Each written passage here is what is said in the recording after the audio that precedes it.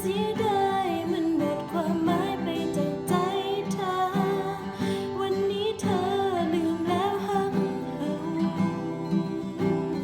เธอเป็นนิทานก็คงเป็นนิทานเศร้าวันนี้เรื่องเฮากลายเป็นนิทาน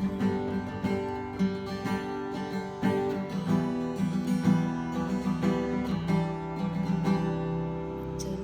วันนี้คนในนิทานยังเก็บความทรงจำที่เธอฝังไว้บ่เคยลบเลือนภาพที่เธอเดินจากฉันไปน่าเสียดายมันหมดความหมายไปจากใจเธอวันนี้เธอลืมแล้วหักเขา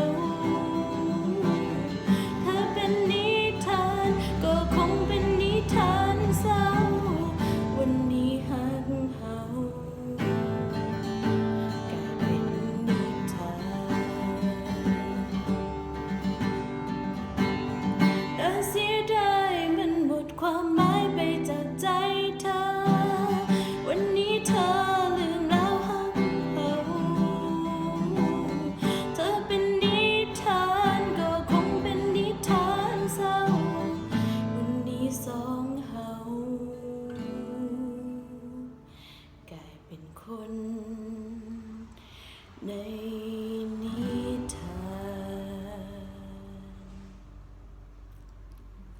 เพลงนี้ชื่อเพลงว่าคนในนิทานนะเจ้าเป็นเพลงที่คุณนุกแต่งขึ้นมาใหม่นะเจ้าเหมาะสำหรับคนที่อกหักนะเจ้าลองฟังกันดูนะเจ้าขอบคุณเจ้า